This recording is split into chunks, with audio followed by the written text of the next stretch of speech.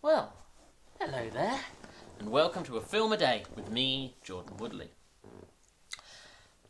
And I cannot believe it has taken this long for me to get round to discussing any of the works of David Lynch. This week, to sort of mark when this is, we have just, as of yesterday, finished the final episode in the first series of Loki. And coming away from that and just loving the weirdness, the off the wall nonsense of it, I really needed that, with a taste of that, I really needed to get the full sampling of it. Of course, having recently seen Brazil, that unfortunately, and 12 Monkeys, that took Terry Gilliam off the table.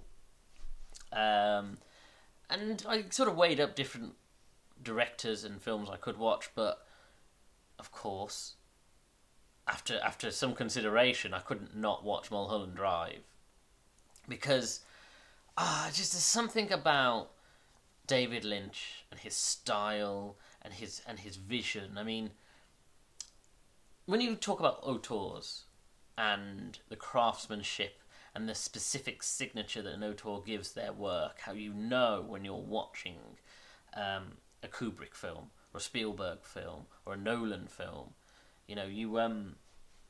there's just this, there's something to be said about how sometimes, and it's not, this isn't something which you necessarily want to level at most directors, but there are the work directors, the ones who go into a film, make a project, and finish and done. And it is a competent, there are many competently made films by very competent, skilled directors, but they don't have a unique signature to them. They don't particularly have any hallmarks of that director. It is just simply a story that is being directed.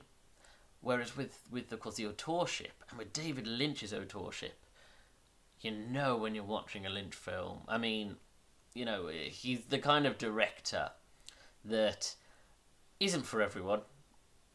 He definitely doesn't, you have to have a certain kind of mind, a certain kind of approach to like a David Lynch film.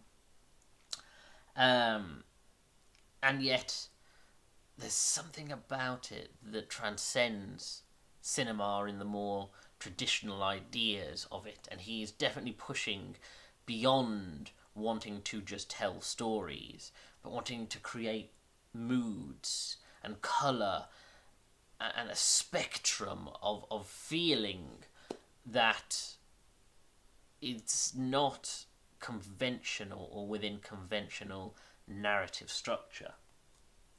And of course, there are so many David Lynch films I could talk about, but Mulholland Drive is definitely the quintessential, definitive David Lynch hallmark.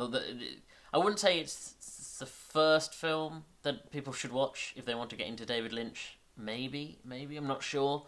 But it's definitely, if you want to get the full sense of what makes a David Lynch film, Mulholland Drive achieves that perfectly.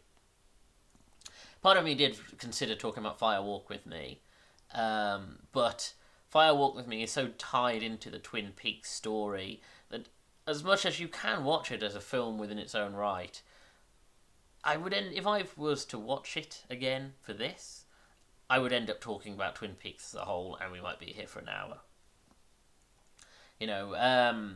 Whereas Mulholland Drive, it is a standalone film. Weirdly, the Twin Peaks link, which I find endlessly fascinating, is the idea that this was originally intended, or at least in its earliest conception, was intended as a Twin Peaks spin-off film, TV series. Hard to say, obviously, if it was only conceived in early development, following the character of Audrey.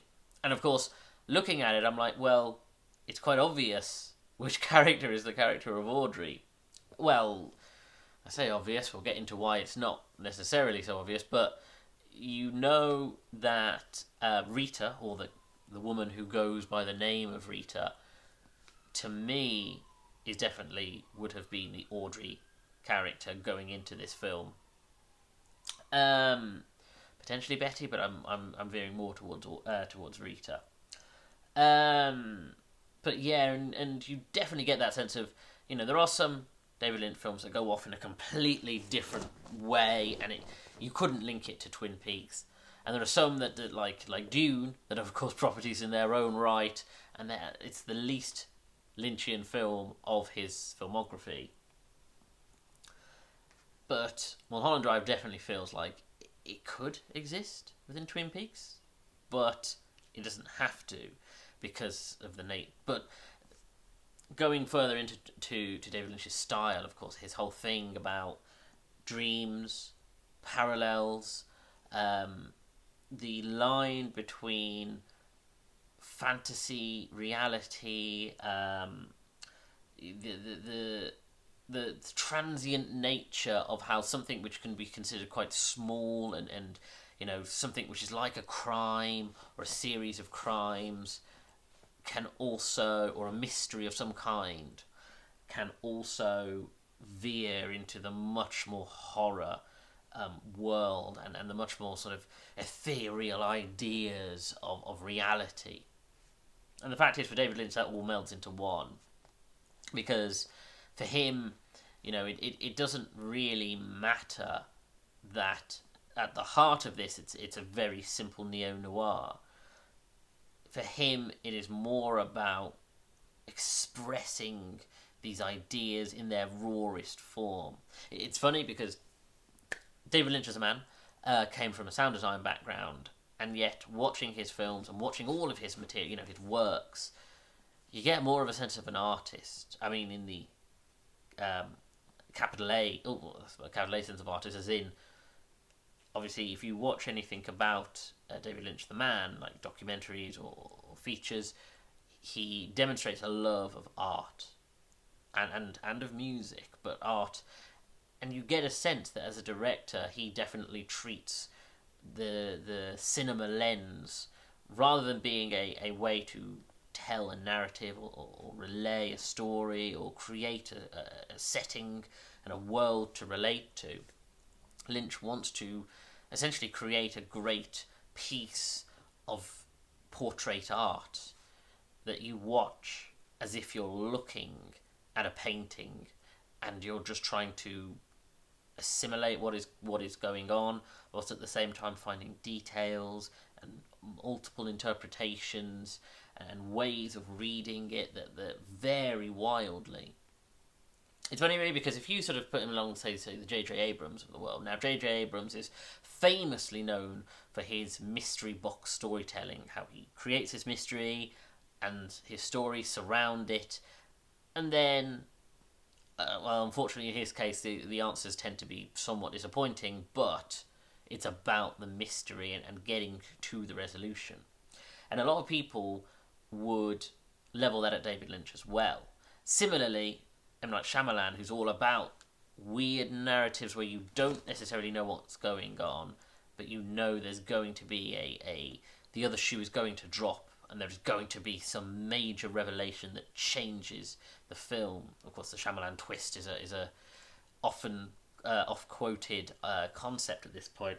And again, something that people would be tempted to level at David Lynch. But he's neither of those things, because frankly, he doesn't want resolution. He doesn't want resolution at all. When you watch Mulholland Drive, this is not a film that is seeking to give you the answers to your questions. This is a film that just creates an atmosphere, creates this dream-like aesthetic.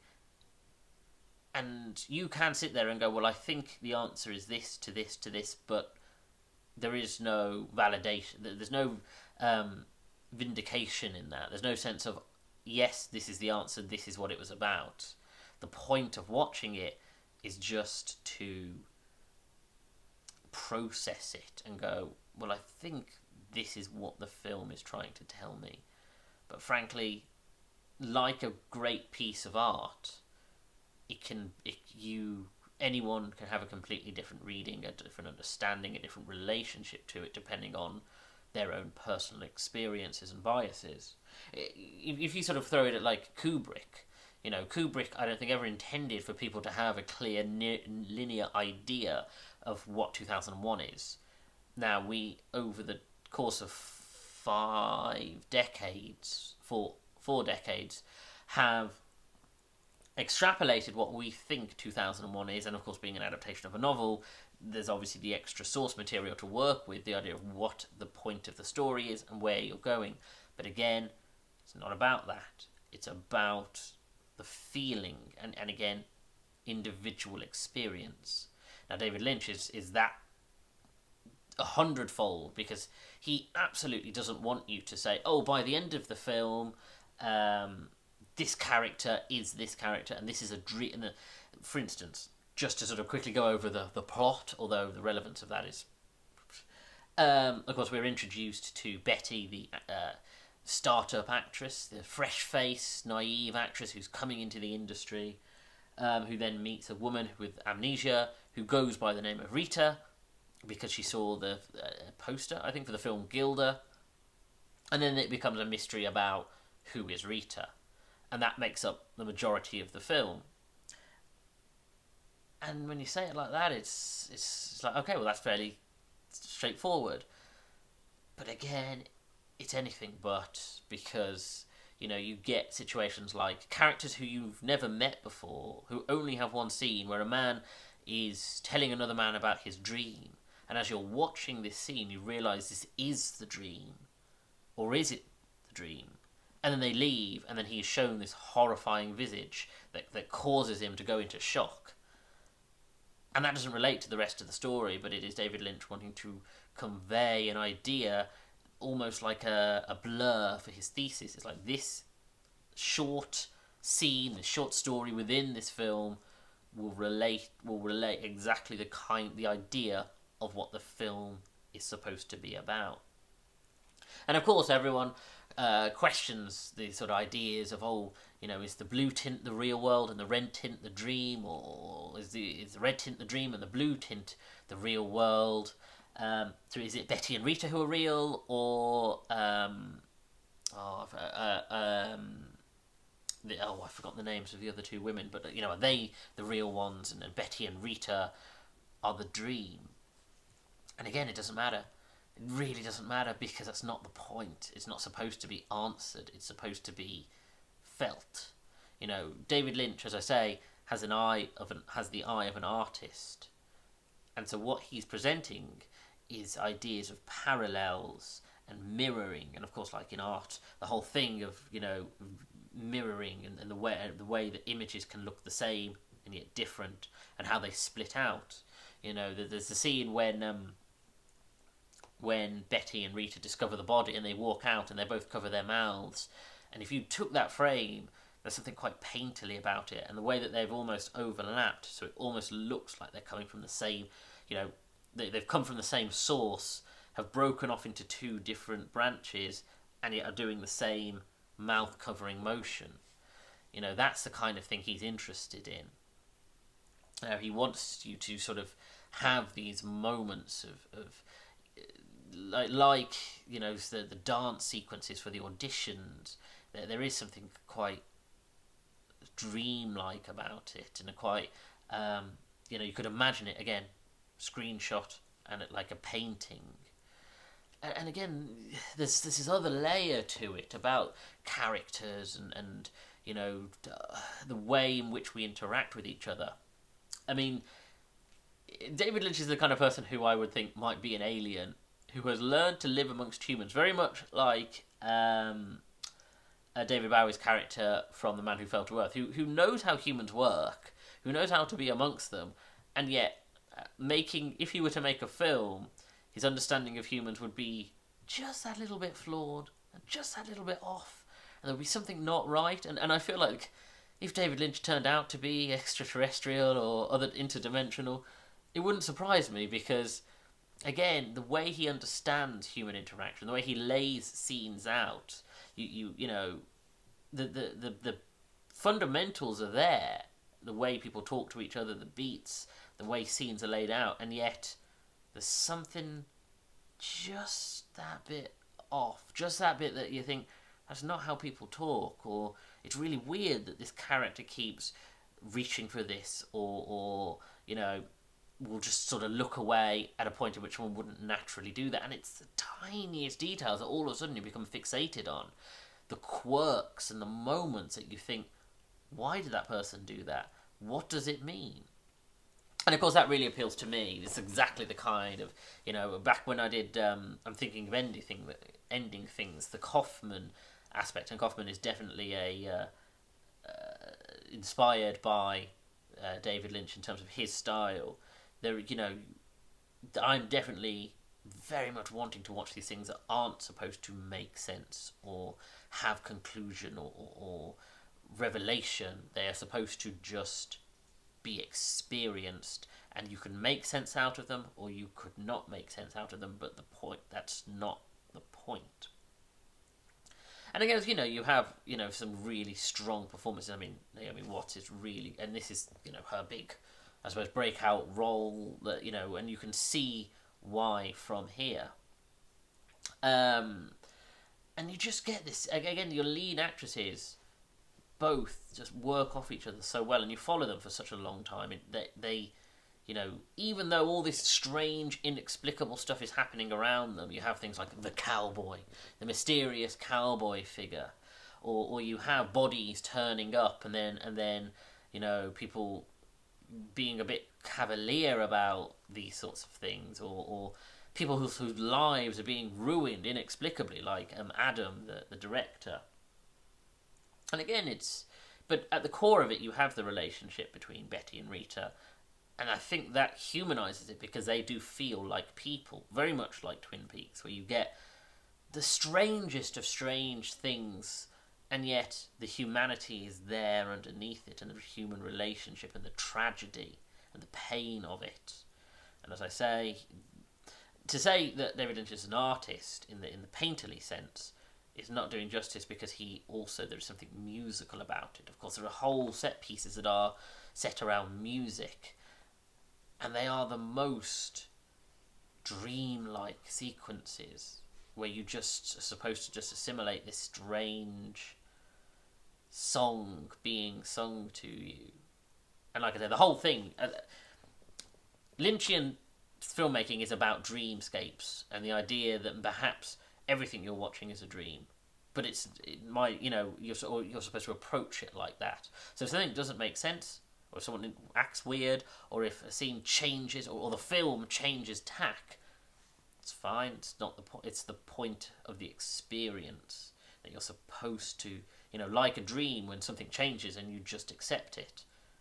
That's very much the ethos of this. And so when you have, as I say, these parallels and the mirroring, and when Rita's wearing a blonde wig and looks almost like Betty, and then of course they become these two completely different women, you're supposed to see the mirroring, the parallels, and that sense of ideology. There is definitely theming here about, there's, I think, underneath it all, there is a commentary about Hollywood and the ideas of Hollywood and the kinds of characters, particularly focusing on women. So you have the bright-eyed women, you have the lost souls, you have the embittered, jaded women, you have the cynics, and then you have like the arrogant director men who don't seem to change at all. Their faces seem to remain the same no matter which parallel world they're in. And I definitely think there's a lot to unpack about perhaps how this is supposed to be David Lynch, how he sees the Hollywood model and what he thinks it does to people. I think this is genuinely an extraordinary film. Genuinely, just there's something about it that's just so, at least it appeals to me and my sensibilities, and the sorts of strange, out there filmmaking that I'd like to see more of. But I do think this film is great and beautiful and tragic and ethereal, and yet grounded. I think it hits all of these things, and everything else. But yeah, it is such a solid film, so good. Thank you for joining me. If you like this video, hit the like button, comment below, and share the video, because it will all help me in the algorithm. Subscribe to the channel and hit that little bell to get notifications of when new videos are uploaded, and check out my back catalogue of almost 200 videos. Follow me on Twitter at Jordan_Woodley, where I'm always tweeting about TV shows and films, and I share these videos once they're uploaded to YouTube, either the day of or the day after. Thank you for joining me. Take care.